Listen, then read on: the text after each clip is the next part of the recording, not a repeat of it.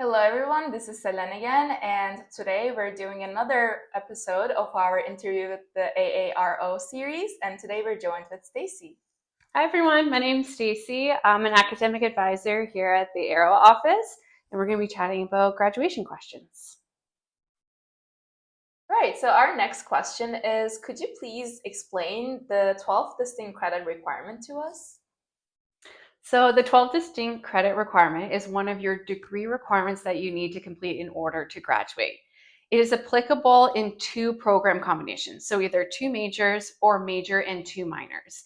And what this is saying is that there can only be so much overlap between those programs, and you need to have 12 credits that are distinct, meaning only applying towards one of those programs.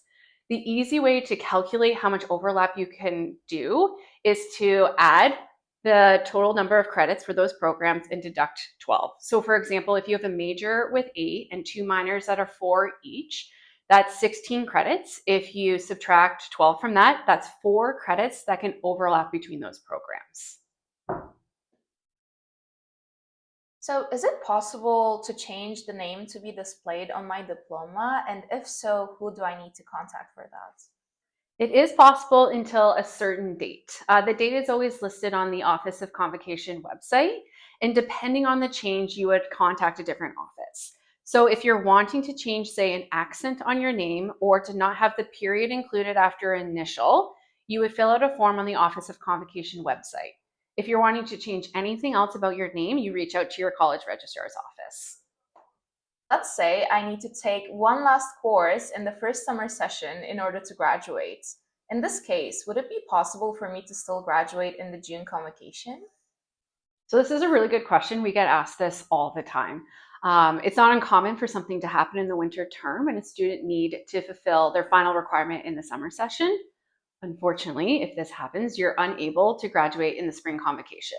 So if you need to take your final requirements in the summer term, then your next opportunity to graduate will be the fall convocation. This comes up a lot for students who have received an offer to graduate school starting in September. So if this is your situation, I encourage you to reach out to the admissions team of the school you're going to see if you're still able to take that course in the first term of summer and request an eligibility to graduate letter, which essentially says you're ready to graduate, you're just waiting for the ceremony in the fall. Some graduate schools do accept this, while others don't, so it's always good to check. Thank you so much for that answer. And our next question is, what is the difference between the unofficial and official transcripts? So your unofficial transcript would be just your academic history that you can find on Acorn. The official transcript would one that would be officially sent from the university to a recipient or to yourself that you would request through Acorn. There's also a final official transcript that is available within a couple days of you graduating or your date of convocation, and your conferral date will be added to the top of your transcript at that time. As a follow-up to that, how can I send my official transcript to those institutions that require it, for example, grad schools? And is there a fee associated with this process?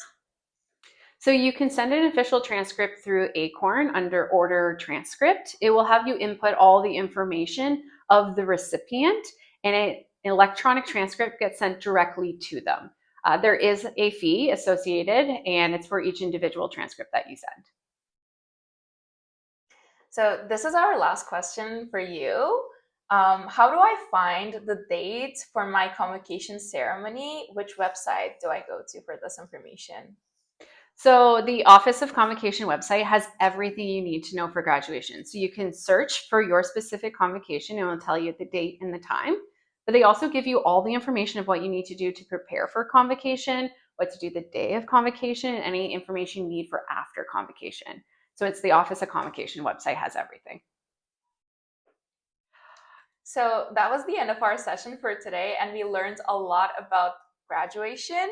And we thank you so much, Stacy, for this session. You're welcome. Thanks for having me.